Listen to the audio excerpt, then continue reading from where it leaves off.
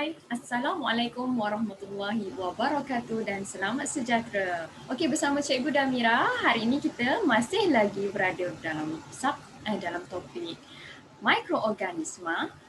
Tetapi hari ini kita akan bincangkan subtopik 1.3. Okey, Cikgu akan share skrin dahulu. Okey. Okey, kita teruskan dengan subtopik 1.3. Okey, apa dia subtopik 1.3? Okey, pencegahan dan rawatan penyakit yang disebabkan oleh mikroorganisma. Okey, dalam subtopik ini lebih kepada cara mencegah dan merawat penyakit yang disebabkan oleh mikroorganisma. Okey, sebelum ni 1.2 kita dah belajar mikroorganisma berfaedah. Okey, tapi kali ini kita lebih spesifik kepada mikroorganisma berbahaya. Okey, atau nama lainnya adalah patogen. Okey, apa itu patogen? Okey, patogen dapat menyebabkan penyakit. Okey, sebab itu dia digelar sebagai mikroorganisma berbahaya. Okey, bagaimana cara nak mencegahnya? Okey, kita akan gunakan teknik aseptik. Okey, dari perkataan aseptik, dari situ kita tahu maksudnya A itu ialah bebas atau tiada.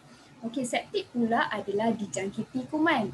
Jadi gabungannya adalah bebas dari dijangkiti kuman. Okey, itu adalah maksud aseptik. Okey, secara saintifiknya teknik aseptik adalah sekejap. Okey, dia merujuk kepada prosedur kesihatan yang dijalankan untuk menghalang jangkitan patogen atau menyingkirkan patogen yang sedia ada. Okey, dia adalah prosedur untuk menghalang jangkitan patogen atau menyingkirkan patogen. Okey, patogen ni apa? Ia adalah mikroorganisma yang berbahaya. Okey, yang mendatangkan penyakit. Okey, boleh tengok dalam gambar rajah gambar foto 1.9 ni. Okey, budak lelaki ini sebelum disuntik, dia disapu dengan alkohol. Diberi penggunaan antiseptik alkohol pada tangannya. Kenapa? Ia adalah untuk menghalang atau mematikan mikroorganisma yang berada di sekitar tangannya. Okey, next. Okey, kita terus kepada teknik aseptik. Okey, dalam teknik aseptik kita ada 5 jenis. Okey, kita ada 5 kaedah teknik aseptik. Okey, apa dia? Yang pertama adalah pensterilan. Okey, yang kedua pendidihan, diikuti dengan penggunaan antiseptik. Okey, yang keempat penggunaan disinfektan dan yang terakhir sekali adalah penggunaan sinaran. Okey, ingat ada 5 teknik aseptik. Okay, kita akan pergi satu persatu. Okey, apa dia pensterilan? Okey, pensterilan adalah proses membunuh atau menyingkirkan mikroorganisma daripada sesuatu objek atau persekitaran. Okey, dia adalah proses membunuh atau menyingkirkan mikroorganisma. Okey. Okey, dalam pensterilan, kaedah pensterilan ni terdapat 5 kaedah-kaedahnya. Okey, di mana ia bergantung kepada jenis mikroorganisma yang akan dimusnahkan atau disingkirkan. Okey, kita ikuti yang pertama, kita ada kaedah haba. Yang kedua, kita ada kaedah bahan kimia, seterusnya sinaran, tekanan tinggi dan akhir sekali adalah penapis. Okey. Untuk haba, contohnya adalah penggunaan autoclave. Okey, dia kalau tengok gambar autoclave ni, dia boleh dikatakan macam bentuk microwave juga. Okay, autoclave ni suhu yang digunakan adalah melebihi 130 darjah Celsius. Okay, di mana dia dapat membunuh mikroorganisma dan sporanya. Okay, bila kita sebut berkenaan dengan spora, dia lebih tertumpu kepada kulat atau fungi. Okay. Yang kedua adalah bahan kimia. Apa contohnya? Sabun. Okay, sebagai contohnya, apa yang berlaku sekarang ni COVID-19 kan? Okay, kita perlu menggunakan sabun untuk menghapuskan virus COVID-19 itu sendiri. Okay, itu adalah salah satu contoh bahan kimia. Okay, seterusnya kita ada sinaran. Okay, dekat sini contoh sinaran adalah sinar ultra ungu. Okay, lebih ke yang selalu kita dengar sinar UV. Okay, dia berwarna biru cair. Seterusnya kita menggunakan kaedah tekanan tinggi. Okey, boleh tengok contoh di sini kita ada periuk tekanan. Okey, di mana mikroorganisma dimasukkan di dalam periuk tekanan ini dan dikenakan tekanan yang tinggi. Okey. Dan akhirnya akan mematikan mikroorganisma tersebut. Okey. Kaedah yang terakhir adalah penapis. Okey, boleh tengok di situ contohnya penapis mikron. Kenapa namanya penapis mikron? Mikron ini merujuk kepada saiz mikroorganisma tersebut. Penapis mikron ini digunakan untuk menapis zarah-zarah seni dan mikroorganisma yang bersaiz 0.1 mikrometer hingga 10 mikrometer.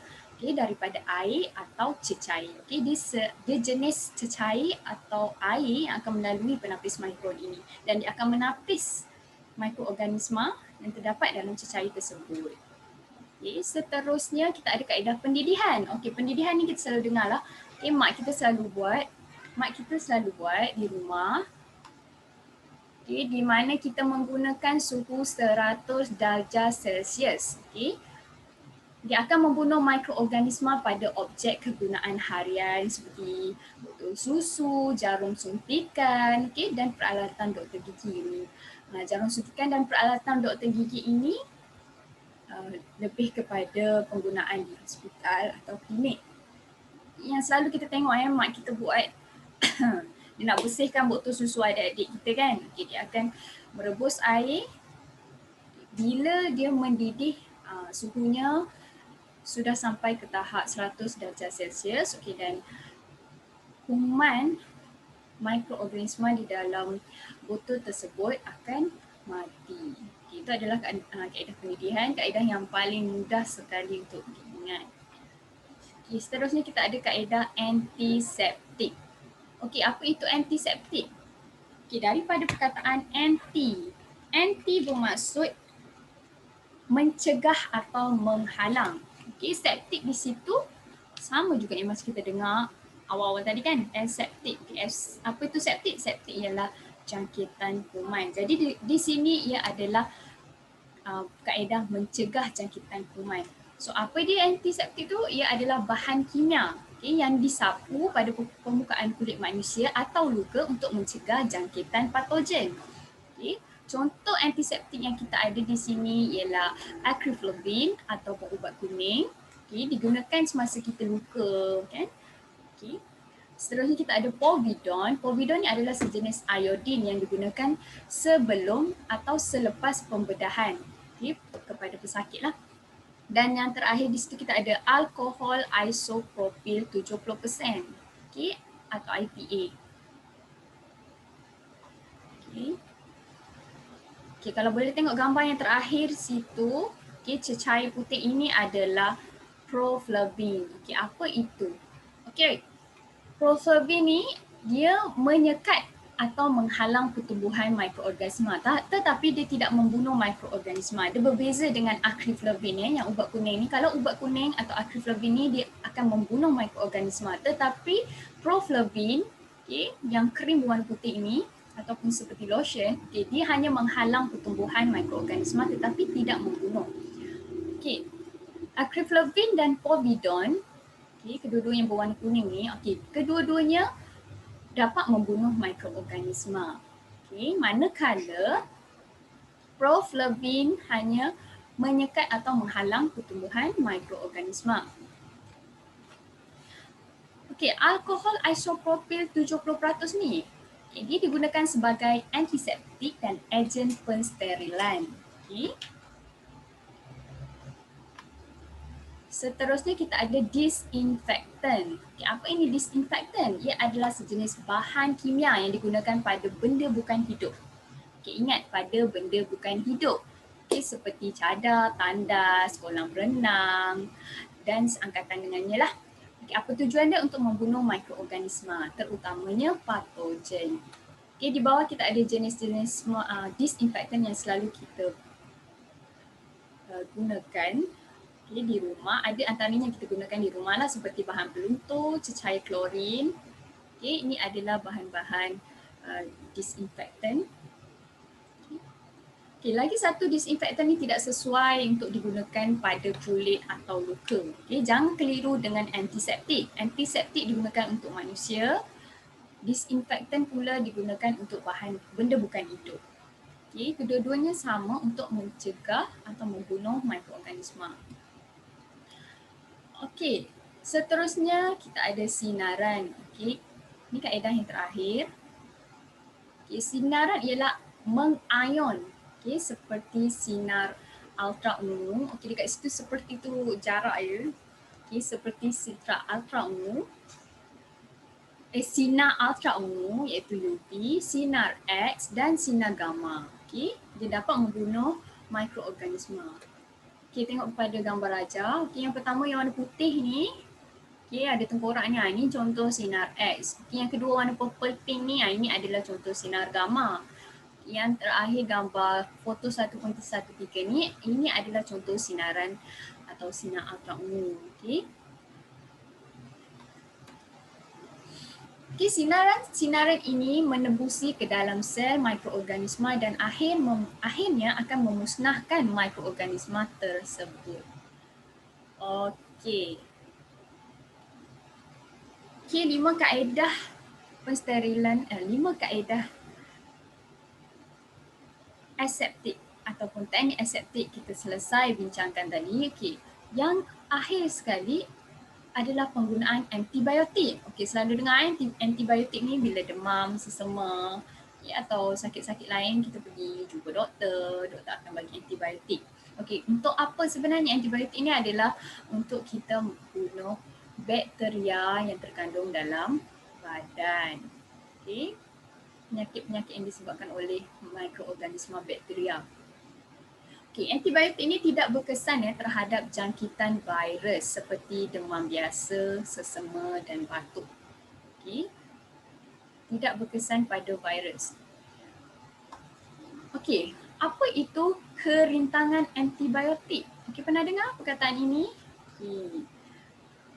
Ia adalah apabila antibiotik itu sendiri hilang keupayaan untuk membunuh bakteria. Okey.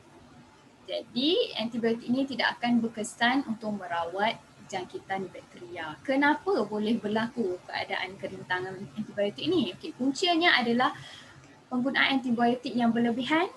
Okey, sama ada penggunaan antibiotik yang berlebihan, penggunaan antibiotik yang tidak tepat.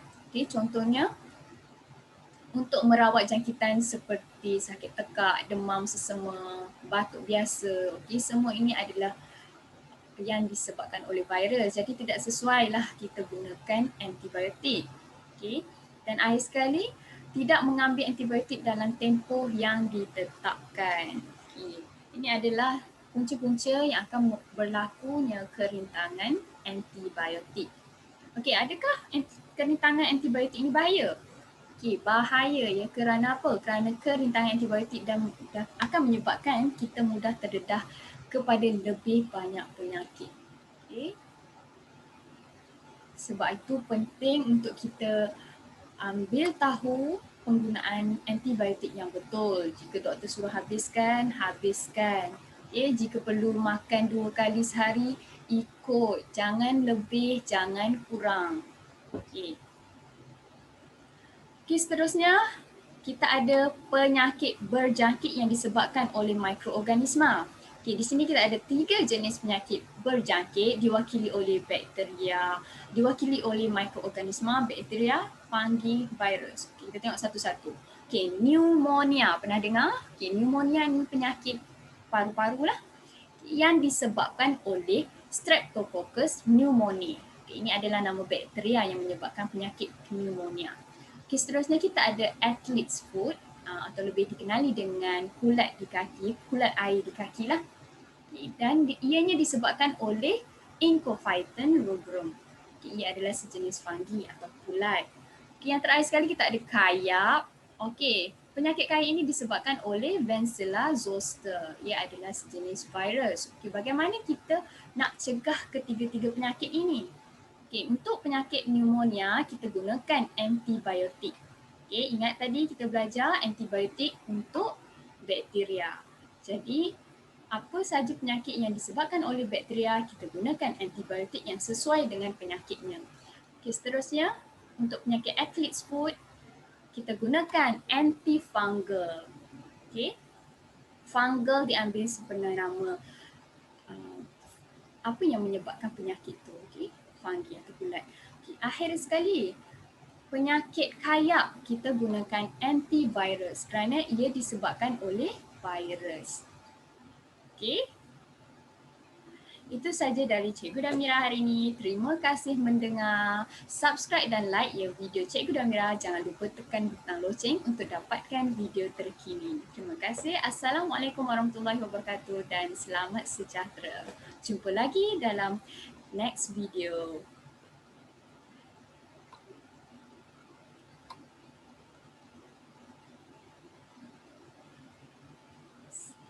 Assalamualaikum.